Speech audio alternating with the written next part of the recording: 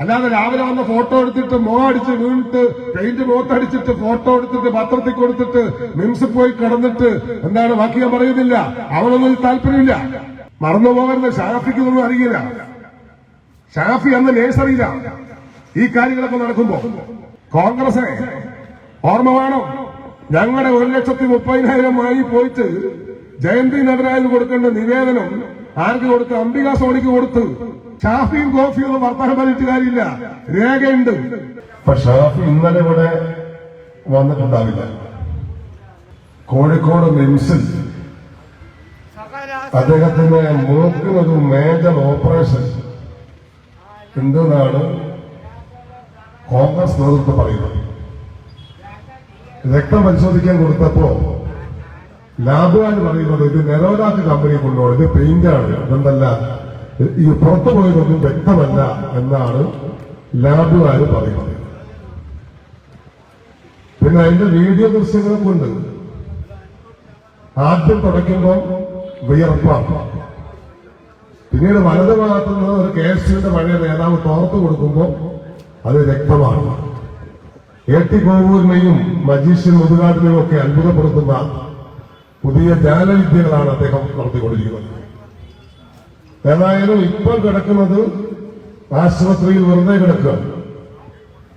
ഇങ്ങനെ പോയാൽ ചിലപ്പോ യഥാർത്ഥത്തിൽ കിടക്കേണ്ടി വരുമോ എന്ന് പരിശോധിക്കേണ്ടത് അവരുടെ പാർട്ടിയാണ്. അതിനപ്പുറം വേറൊന്നും പറയാനില്ല. പിന്നെ അതിൽ ചില ആളുകൾ പറയുന്നത് ഇനിയിപ്പോ CPM-ന് പരിപാടി നടത്താൻ ബുദ്ധിമുട്ടായിരിക്കുക, പോലീസ് മതിയാവുക. ഞങ്ങൾക്ക് അവരോട് പറയാനുള്ളത്, പുലിമടയ്ക്ക് ചരിത്രത്തിൽ ഒരിക്കലും പൂച്ചക്കുട്ടിയുടെ കാവൽ ഉണ്ടായിട്ടില്ല എന്നാണ്. CPIM-ന് ഒരു പരിപാടി നടത്താൻ ഒരു ഔദ്യോഗിക സംവിധാനത്തിന്റെയും സഹായം ആവശ്യമില്ല. CPM-ന്റെ ഒരു പരിപാടിയിലേക്ക് നോക്കാൻ ആരോഗ്യമുള്ള ഒരു കോൺഗ്രസുകാരൻ ഇന്ന് കേരളത്തിൽ ജീവിച്ചിരിപ്പുണ്ട് എന്ന് തോന്നില്ല. അതുകൊണ്ട് ഞാൻ ആ കാര്യങ്ങളിലേക്കൊന്നും കടക്കുന്നില്ല. ഞാൻ വരുമ്പോ ഒരാൾ പ്രസംഗിക്കുന്നത് കേട്ടു, ഇനി അവർ പൊതുയോഗം നടത്താൻ വല്ലാതെ കഷ്ടപ്പെടും. ഞാനിപ്പോ സംസാരിക്കുന്നത് പടിഞ്ഞാറത്തറയിൽ. പക്ഷേ ഇനി എവിടെയായാലും കമ്മ്യൂണിസ്റ്റ് പാർട്ടി ഓഫ് ഇന്ത്യ മാർക്സിസ്റ്റിന്റെ കൊടികെട്ടിയ ഒരു പൊതുയോഗത്തിൽ, രക്തപതാക സ്ഥാപിച്ചൊരു പൊതുയോഗത്തിൽ കേൾക്കാൻ ഒരാൾ പോലും ഇല്ലെങ്കിലും സംസാരിക്കാൻ നിർഭയമായി സംസാരിച്ച ചരിത്രമാണ് ഈ പാർട്ടിക്കുള്ളത് എന്ന് ഇതിനെ അറിയാത്തവർ ഓർക്കുന്നത് നല്ലതാണ്. അത് അവരോട് ഓർമ്മിപ്പിച്ചുകൊണ്ടാണ് ഞങ്ങൾ തുടങ്ങുന്നത്. ഈ പൂഴിത്തോട് പടിഞ്ഞാറത്തറ റോഡ്, ഈ വയനാട്ടിൽ പ്രവർത്തിക്കുന്ന ഒരു കർമ്മസമിതിയുണ്ട്. അവരാത്മാർത്ഥമായി പ്രവർത്തിക്കുന്നവരാണ്. പക്ഷെ അവര് വല്ലാതെ തെറ്റിദ്ധരിക്കപ്പെടുന്നുണ്ട്. അവരോട് ഞങ്ങൾ പറഞ്ഞു, മലയാള മനോരമ കോഴിക്കോട് സംഘടിപ്പിച്ച ഇതുമായി ബന്ധപ്പെട്ട ഒരു ചടങ്ങിൽ ഞങ്ങൾ അവരോട് പറഞ്ഞു, ഞങ്ങളാണോ നിങ്ങളാണോ വലുത് എന്ന് പരീക്ഷിച്ച് പഠിക്കുന്നതിനേക്കാൾ നല്ലത് നമുക്ക് റോഡ് യാഥാർത്ഥ്യമാക്കാൻ എല്ലാ കർമ്മസമിതികളും ഒന്നിച്ച് ഒരു കർമ്മസമിതിയായി പ്രവർത്തിക്കാൻ സന്നദ്ധമാണെങ്കിൽ അതിന് കോഴിക്കോട് ജില്ലയിലെ CPIM അതിനെ സ്വാഗതം ചെയ്യും എന്ന് ഞങ്ങൾ അദ്ദേഹത്തെ അഭ്യർത്ഥിച്ചു. മനോരമയുടെ സംവാദവേളയിലാണ് ഞങ്ങൾ നേരത്തെ TP പറഞ്ഞു, ഞങ്ങളെ ഫോട്ടോ വേണ്ട, ഞങ്ങളെ പ്രസംഗം വേണ്ട, എല്ലാ ദിവസവും പത്രത്തിൽ ഫോട്ടോ കണ്ടില്ലെങ്കിൽ ഉറക്കം വരാത്ത ചില UDF നേതാക്കൾ അവരെ കൊടുത്തോ. പക്ഷെ യാഥാർത്ഥ്യം എന്താ? എപ്പോഴാണ് ഈ റോഡിന്റെ പ്രശ്നം ഉയർന്നു വരുന്നത്? നിങ്ങൾക്ക് വല്ല വ്യക്തതയുണ്ടോ? നിങ്ങൾ ചരിത്രത്തിൽ ഒന്നുകൂടി പുറകോട്ട് പോകണം. 1984 അന്നത്തെ കേരളത്തിന്റെ ഉപമുഖ്യമന്ത്രി ഔക്കാദർ കുട്ടിനഹയാണ്. ഔക്കാദർ കുട്ടിനഹയ്ക്ക് 7 MLA-മാർ ഒരു നിവേദനം കൊടുത്തു. ആരൊക്കെ MLA-മാരെന്നറിയോ? ഒരാളുടെ പേര് AK പത്മനാഭൻ മാസ്റ്റർ, വേറൊരാളുടെ പേര് AV അബ്ദുറഹ്മാൻ ഹാജി, വേറൊരാളുടെ പേര് KT കണാരൻ, വേറൊരാളുടെ പേര് അന്നത്തെ മന്ത്രിയായ M കമലം, അന്നത്തെ MLA-ആയ KK രാമേന്ദ്രൻ മാസ്റ്റർ, അന്നത്തെ MLA-ആയ K രാഘവൻ. ഇവരാണ് ആദ്യത്തെ നിവേദന സംഘം. കമലം അന്ന് മന്ത്രിയാണ്. കെ രാമചന്ദ്രൻ മാസ്റ്റർ UDF ആണ്, AV അബ്ദുറഹ്മാൻ ഹാജി അഖിലേന്ത്യാ ലീഗാണ്, KT കണാരട്ടൻ CPI ആണ്, AK പത്മ മാസ്റ്റർ CPIM ആണ്. ഇവരെല്ലാം ചേർന്നുകൊണ്ട് AC ഷൺമുഖദാസ് അദ്ദേഹം കോൺഗ്രസ് സോഷ്യലിസ്റ്റ് പാർട്ടി എല്ലാം ചേർന്നുകൊണ്ട് നിവേദനം കൊടുത്തു ഔക്കാദ കുട്ടിയേക്ക്. അദ്ദേഹം ഒരു ഉപമുഖ്യമന്ത്രിയാണ്. അദ്ദേഹം ഇവരെ തിരുവനന്തപുരത്തേക്ക് വിളിച്ചു. പൂഴിത്തോട് പടിഞ്ഞാറത്തറ ബദൽ റോഡിന്റെ കാര്യങ്ങൾ ചർച്ച ചെയ്തു. ചർച്ച ചെയ്തപ്പോ ഔക്കാദന കുട്ടി സാഹിബ് പറഞ്ഞു, പത്മനാഭ മാസ്റ്റർ ഇപ്പോഴുണ്ട്. അന്ന് പത്മനാഭ മാസ്റ്റർക്ക് 33 വയസ്സേ ഉള്ളൂ. അദ്ദേഹം MLA-യും പേരാമ്പ്ര MLA-യും പേരാമ്പ്ര പഞ്ചായത്ത് പ്രസിഡന്റുമാണ്. നിങ്ങൾ അടുത്ത കാലത്ത് പൂഴിത്തോടുന്ന പടിഞ്ഞാറത്തറക്കൊരു യാത്ര നടത്തണം. അപ്പോഴേക്കും കരുണാകരന്റെ ഗവൺമെന്റ് പോയി. 87 നായനാരുടെ ഗവൺമെന്റ് വന്നു. ആ ഗവൺമെന്റിൽ പൊതുമരാമത്ത് മന്ത്രി TK ഹംസയാണ്. AK പട്നാമാശി വീണ്ടും സബ്മിഷൻ ജയിച്ചു. അതിനകത്ത് TK ഹംസ പഠനം നടത്താമെന്ന് നിയമസഭയ്ക്ക് ഉറപ്പു നൽകി. അങ്ങനെയാണ് 1989-ൽ AK പത്മനാഭമാസ്റ്ററുടെയും ഇപ്പം പോയ TP-യുടെയും എല്ലാം നേതൃത്വത്തിൽ 183 പേർ പടിഞ്ഞാറത്തറക്ക് നടന്നു. വർഷം എത്രയായി? ഷാഫിക്ക് വയസ്സെത്രയായെന്നറിയില്ല. പക്ഷേ AK പത്മനാഭൻ മാസ്റ്ററെ നിങ്ങൾ അപമാനിച്ചു സംസാരിച്ചു. പത്മനാഭൻ മാസ്റ്റർ നിയമസഭാ അംഗവും പേരാമ്പ്ര പഞ്ചായത്ത് പ്രസിഡന്റുമായി 22 കിലോമീറ്റർ ഈ പടിഞ്ഞാറത്തറ കാട്ടിലൂടെ നടക്കുമ്പോ ഷാഫി മുട്ടിലകയുകയായിരിക്കുമെന്നാണ് എനിക്ക് തോന്നുന്നത്. അന്നാണ് ആദ്യമായി ഇതിന്റെ ഒരു ചരിത്രപരമായ മുന്നേറ്റമുണ്ടായത്.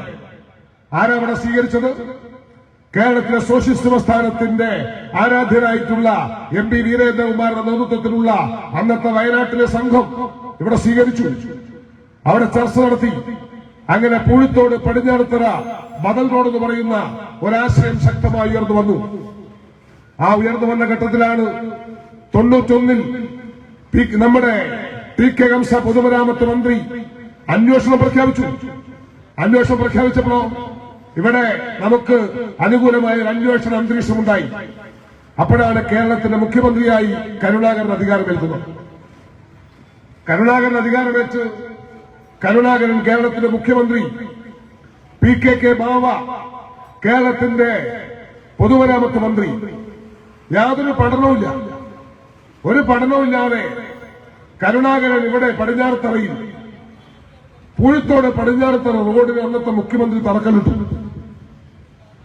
ആ തറക്കല്ലിട്ട അതേ ദിവസം നൂറുകണക്കിന് ആളുകളുടെ ചെണ്ടവാദ്യ ഘോഷമേളത്തോടെ മധുരം വിതരണം ചെയ്തുകൊണ്ട് അന്നത്തെ പൊതുമരാമത്ത് മന്ത്രി PKK ബാവ അവിടെ പൂഴിത്തോട് തറക്കല്ലിട്ടു. എപ്പോഴായിട്ടത്? 1994-ൽ. അന്ന് ഈ മണ്ഡലത്തെ പ്രതിനിധീകരിക്കുന്ന പാർലമെന്റ് മെമ്പറാരാ? K മുരളീധരൻ. കേരളത്തിന്റെ മുഖ്യമന്ത്രി ആരാ? കരുണാകരൻ. കേരളത്തിന്റെ പൊതുമരാമത്ത് മന്ത്രി PKK ബാവ. കരുണാകരൻ ഒരു മുഖ്യമന്ത്രിയല്ല. ആരാണ് രാജ്യത്തിന്റെ പ്രധാനമന്ത്രി എന്ന് തീരുമാനിക്കാൻ കോൺഗ്രസിന്റെ ഹൈക്കമാൻഡ് നിയോഗിച്ച രണ്ടാളുകൾ K കരുണാകരൻ, ND തിവാരി. അതിലൊരാളാ കരുണാകരൻ. ആ കരുണാകരനാ കേരളത്തിലെ മുഖ്യമന്ത്രി. ആ കരുണാകരൻ തറക്കല്ലിട്ടാൽ ആ തറക്കല്ല് നടക്കും. കാരണം എന്താ? രാജ്യത്ത് കോൺഗ്രസ് ആണ് ഭരിക്കുന്നത്. ആരാണ് പ്രധാനമന്ത്രിയെ നിർദ്ദേശിക്കാൻ തീരുമാനിച്ച കമ്മിറ്റിയിലെ ചെയർമാൻ നരസിംഹറാവുവിനെ പ്രധാനമന്ത്രിയായി നിയോഗിച്ചാൽ അയാൾ ഇവിടെ തറക്കല്ലിട്ടു. ആ തറക്കല്ലിട്ട് കാലത്തെയായി 31 വർഷമായി ഷാഫി. ആരാ വഞ്ചിച്ചത്? വഞ്ചനയുടെ 31 വർഷം. ആരാ വഞ്ചിച്ചത്? ഞങ്ങളോട് വഞ്ചിച്ചത്. കരുണാകരൻ തറക്കല്ലിട്ടത് 31 വർഷം. ഒന്നും നടന്നില്ല. എന്നാൽ ഞാൻ നിങ്ങളോട് വേറൊരു കാര്യം പറയാം. 1994 ഒക്ടോബർ മാസം 2-ാം തീയതി നമ്മുടെ ഇന്ത്യ ഗവൺമെന്റിന്റെ ഫോറസ്റ്റ് ഡിപ്പാർട്ട്മെന്റിന്റെ ഇൻസ്പെക്ടർ ജനറൽ, ഇന്ത്യയിലെ ഫോറസ്റ്റ് ഡിപ്പാർട്ട്മെന്റിന്റെ വനം വന്യജീവി വകുപ്പിന്റെ inspector general of central ministry, അയാളുടെ പേരെന്താ അറിയോ? RC ചൌധരി. അയാൾ കരുണാകരൻ ഒരു കത്തയച്ചു. കേരളത്തിലെ ഫോറസ്റ്റ് സെക്രട്ടറിക്ക് ഒരു കത്തയച്ചു. കോഴിക്കോട് ഫോറസ്റ്റ് DFOയ്ക്ക് കത്തയച്ചു, നോർത്ത് വയനാടിന് കത്തയച്ചു. എന്താ കത്തെന്നറിയോ? ആ കത്തിൽ പറയുന്നു, നിങ്ങൾ ഈ റോഡ് നിർമ്മിക്കുന്നതിന് വേണ്ടി ഇവിടെ അപേക്ഷ സമർപ്പിച്ചിട്ടില്ല, എന്നാൽ വനത്തിലൂടെ റോഡ് നിർമ്മിക്കുന്നതായി വനം വകുപ്പ് അറിയിച്ചു. ആ റോഡ് നിർമ്മിച്ചാൽ 23.45 ഹെക്ടർ ഭൂമി വനഭൂമി നഷ്ടപ്പെടും. ആ വനഭൂമി നഷ്ടപ്പെടുന്നതിനാൽ ആ റോഡ് അനുവദിക്കാൻ ഒരു കാരണവശാലും സാധ്യമല്ല. 980 വനം ആക്ട് അനുസരിച്ച് അത് നിയമവിരുദ്ധമാണ്. അതുകൊണ്ട് അതിനുള്ള അനുമതിയില്ല എന്ന് അങ്ങേ അറിയിക്കുകയാണ്. എത്ര കൊല്ലായി? 31 കൊല്ലായി. ഷാഫിക്ക കരുണാകരന് നേരിട്ട് കത്ത് കൊടുത്തിട്ട് 31 കൊല്ലായി. ആ കത്തിന്റെ മേലെ ആരെങ്കിലും കോൺഗ്രസിന്റെ മുഖ്യമന്ത്രിയോ MP യോ MLA യോ ആരെങ്കിലും അതിന്റെ മേലെ ഒരില ഇറക്കിയിട്ടുണ്ടോ? ഞാൻ കർമ്മസമിതിക്കാരോട് സംസാരിക്കുന്നത്. അവരാണ് ആത്മാർത്ഥമായി ഇതിൽ നിൽക്കുന്നത്. അവർക്കാണ് ആത്മാർത്ഥത ഇത് നടപ്പാക്കാൻ. അല്ലാതെ രാവിലെ വന്ന ഫോട്ടോ എടുത്തിട്ട് മുഖടിച്ച് വീണിട്ട് പെയിന്റ് മുഖത്തടിച്ചിട്ട് ഫോട്ടോ എടുത്തിട്ട് പത്രത്തിൽ കൊടുത്തിട്ട് മിംസിൽ പോയി കിടന്നിട്ട് എന്താണ് ബാക്കി ഞാൻ പറയുന്നില്ല. അവനൊന്നും താല്പര്യമില്ല. ഇവിടെ താല്പര്യമുള്ളവർക്കാണ്. ഒരലക്കം അനങ്ങിയിട്ടില്ല. ആ കത്ത് വന്ന ശേഷം ആ കത്തിനൊരു മറുപടി കൊടുത്തിട്ടേയില്ല. 94 കഴിഞ്ഞു, 2004 കഴിഞ്ഞു. 2009 ഒരു പ്രത്യേകതയുണ്ടായി. എന്താ പ്രത്യേകത? 2009 AK ആന്റണി കേന്ദ്ര ക്യാബിനറ്റ് മന്ത്രി, വയലാർ രവി കേന്ദ്ര ക്യാബിനറ്റ് മന്ത്രി, കൊടിക്കുന്നിൽ സുരേഷ് സഹമന്ത്രി, ശശി തരൂർ സഹമന്ത്രി, മുല്ലപ്പള്ളി രാമചന്ദ്രൻ സഹമന്ത്രി, PC ചാക്കോ സഹമന്ത്രി. ഇങ്ങനെ മുട്ടുമുളയ്ക്കുന്നത് പോലെ കേരളത്തിൽ കേന്ദ്രമന്ത്രിമാർ 7 പേർ, 2 ക്യാബിനറ്റ് മന്ത്രിമാർ. അസമയം ചക്കിട്ടപ്പാറ പഞ്ചായത്തിന്റെ പ്രസിഡന്റായി ഞാൻ അധികാരത്തിൽ വന്നു 2010. നല്ല സാഹചര്യമാണ്. ബലി പെരുന്നാളും വെള്ളിയാഴ്ച ഒന്നിച്ചാണ്. കാരണം എന്താ? കേന്ദ്രമന്ത്രി മുല്ലപ്പള്ളി, ഇവിടെ ഷാനവാസ് MP, ജയന്തി നടരാജൻ കേന്ദ്രമന്ത്രി, മൻമോഹൻ സിംഗ് പ്രധാനമന്ത്രി, എല്ലാം കോൺഗ്രസാണ്. ഒരു പ്രശ്നമില്ല. ഞങ്ങൾ അന്നത്തെ പടിഞ്ഞാറത്തറ പഞ്ചായത്ത് പ്രസിഡന്റിന് കത്ത് കൊടുത്തു. എന്താ കത്തെന്നറിയാം? നിങ്ങളുടെ പഞ്ചായത്ത് ഓഫീസിൽ വെച്ച് പൂഴിത്തോട് പടിഞ്ഞാറത്തറ ബദൽ റോഡ് യാഥാർത്ഥ്യമാക്കാൻ ഒരു ആക്ഷൻ കമ്മിറ്റി രൂപീകരിക്കാൻ ഞങ്ങൾ ആഗ്രഹിക്കുന്നു. 2011 പഞ്ചായത്ത് പ്രസിഡന്റ് ഉണ്ടല്ലോ, അദ്ദേഹം ചോദിച്ചാൽ മതി. അദ്ദേഹം സഹകരിച്ചു. പൂഴിത്തോട് ഇവിടെ പടിഞ്ഞാറത്തറ പഞ്ചായത്ത് ഓഫീസ് എവിടെയാണ്, അവിടെ വെച്ച് ഞങ്ങൾ ആക്ഷൻ കമ്മിറ്റി ഉണ്ടാക്കി. അന്നത്തെ ജില്ലാ പഞ്ചായത്തിന്റെ വൈസ് പ്രസിഡന്റ് ഉൾപ്പെടെ പങ്കെടുത്തു. ആക്ഷൻ കമ്മിറ്റി ഉണ്ടാക്കി. ആ ആക്ഷൻ കമ്മിറ്റി തീരുമാനിച്ചു, ഞാൻ ചെയർമാൻ, ഇവിടുത്തെ ജില്ലാ പഞ്ചായത്ത് വൈസ് പ്രസിഡന്റ് ഞാൻ കൺവീനർ, അദ്ദേഹം ചെയർമാൻ. നമുക്ക് ഏറ്റവും നല്ല സമയമാണ്. ഡൽഹിയിൽ ഇറങ്ങുമ്പോൾ ഞങ്ങൾ ആക്ഷൻ കമ്മിറ്റി 23,000 ബില്യൺ പോയി. യാഥാർത്ഥ്യമായല്ലോ, വീണ്ടും പൈസ പോയി. അങ്ങനെ വലിയ വാർത്ത വന്നു, ഒരു ജനതയുടെ സ്വപ്ന സാക്ഷാത്കാരം. ഇതിനുവേണ്ടി കഷ്ടപ്പെട്ട് മല കയറി റോഡ് വെട്ടി കഷ്ടപ്പെട്ട മരവട്ടക്കുഴി മാർക്കോസ് ചേട്ടന് ഒരു പ്രത്യേക ആദരവ് കൊടുത്തു. 10ാമത്തെ ദിവസം സംഘം തിരിച്ചെത്തി. സംഘത്തിന് റെയിൽവേ സ്റ്റേഷൻ സ്വീകരണം. മറന്നുപോകരുത്, ഷാഫിക്കൊന്നും അറിയില്ല. ഷാഫി അന്ന് നേഴ്സറിയിലാണ് ഈ കാര്യങ്ങളൊക്കെ നടക്കുമ്പോ. അപ്പൊ എന്തായി? ഇവർ വന്നു, മലയാള മനോരമയുടെ ഓഫീസിൽ നിവേദനം കൊടുത്തതിന്റെ ഫോട്ടോ കൊടുക്കാൻ പോയി.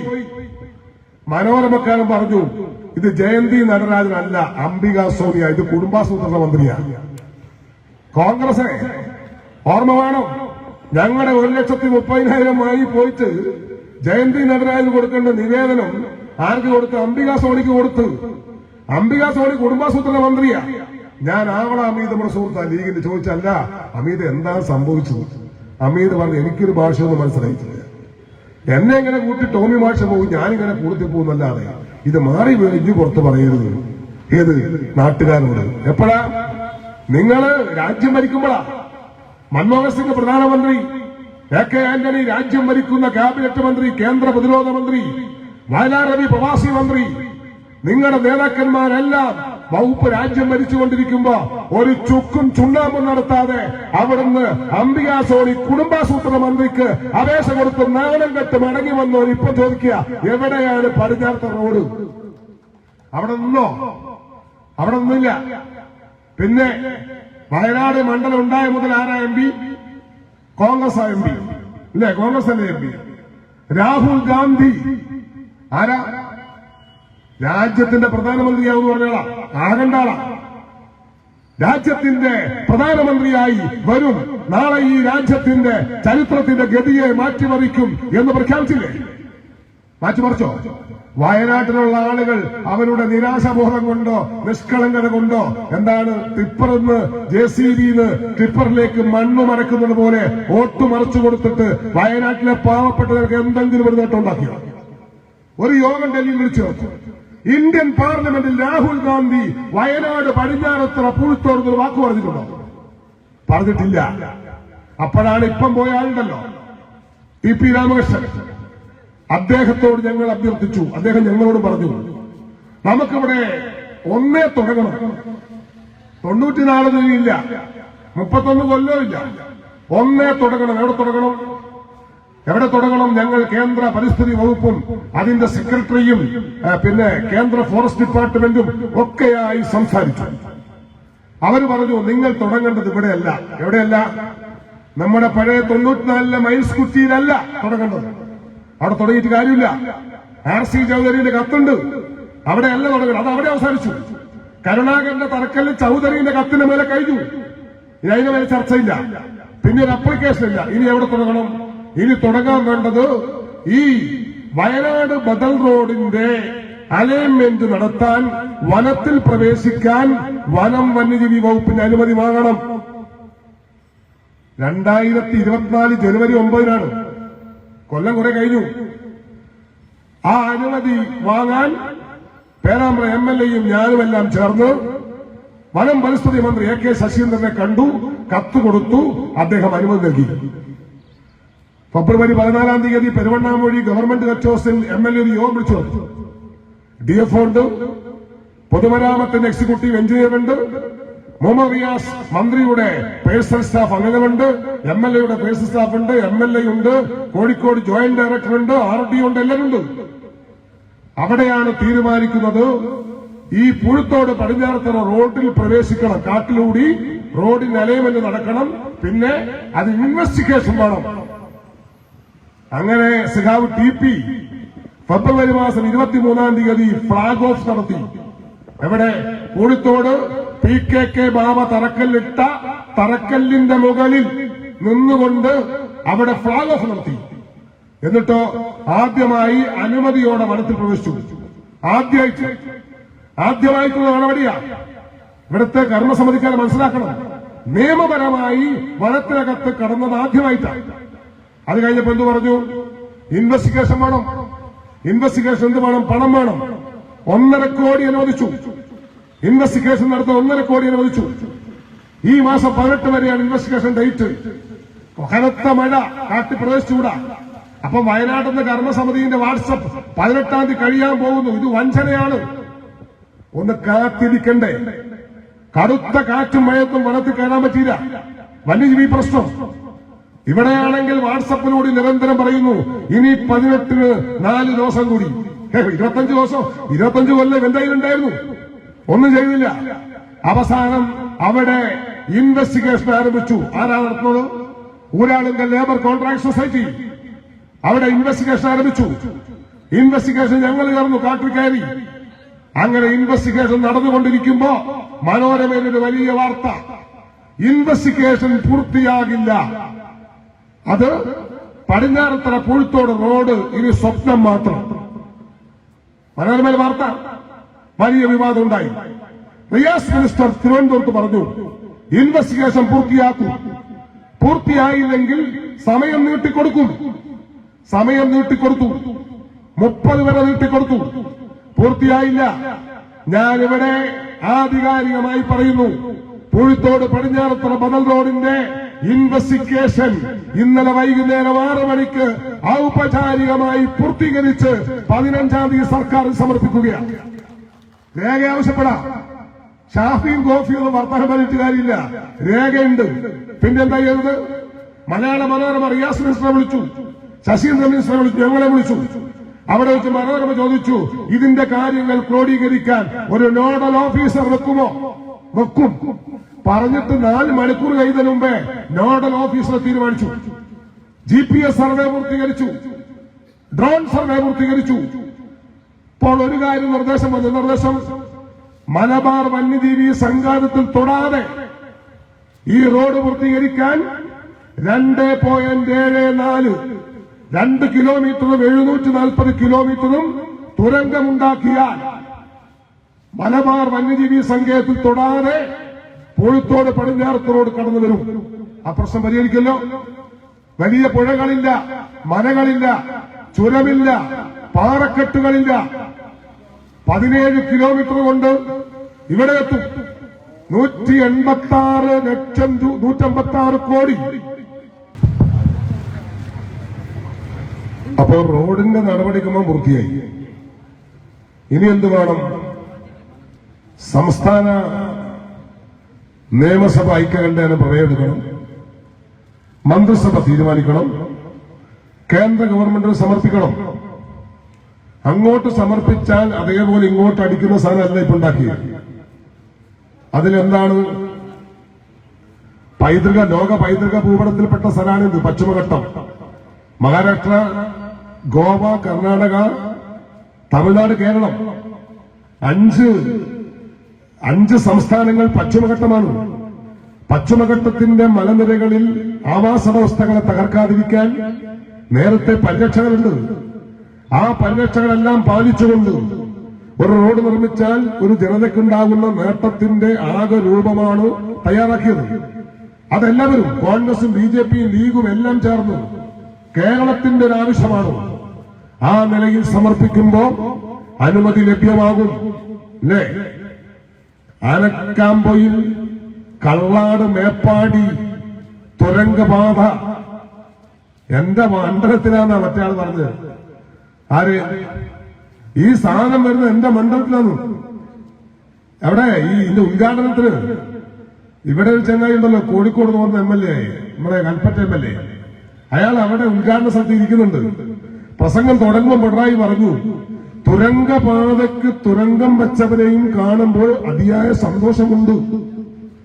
അപ്പൊ മൂലകേനം തലകുലിച്ചിരിക്കുക. എന്നിട്ട് പ്രസംഗം വരെ ഇതിനകത്ത് മുഖ്യമന്ത്രി വല്ലാതെ കഷ്ടപ്പെട്ട് കിട്ടോ. എന്നാലും ഇത് എന്റെ മണ്ഡലത്തിലാണ് വന്ന് കയറുന്നത്.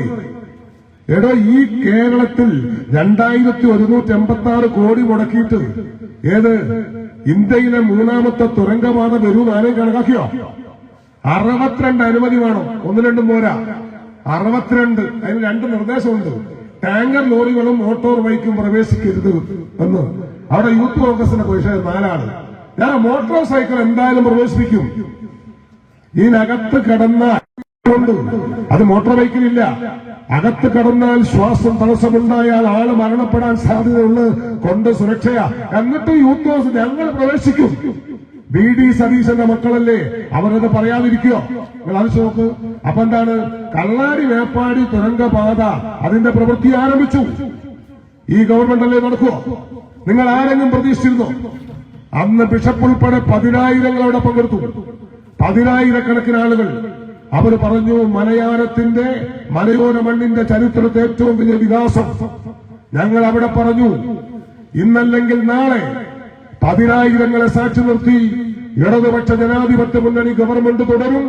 ആ ഗവൺമെന്റിന്റെ തുടർച്ചയിടയിൽ നിങ്ങൾക്കെല്ലാം ആഹ്ലാദം പാർന്നുകൊണ്ട് ഈ പുഴുത്തോട് പടിഞ്ഞാറത്തറ ബദൽ റോഡ് യാഥാർത്ഥ്യമാക്കുന്നതിന്റെ പ്രഖ്യാപനം അവിടെ ഈ ഗവൺമെന്റ് നടത്തും. അവിടെയും പിണറായി ഉണ്ടാകുമെന്ന് പലരെയും ഓർമ്മപ്പെടുത്തിക്കൊണ്ട് അഭിമാനകരമായ സാഹചര്യം ഒരുക്കിയ വയനാട്ടിലെ പ്രസ്ഥാനത്തെ പ്രത്യേകമായി അഭിവാദ്യം ചെയ്തുകൊണ്ട് ഞാൻ എന്റെ വാക്കുകൾ അവസാനിപ്പിക്കുകയാണ്.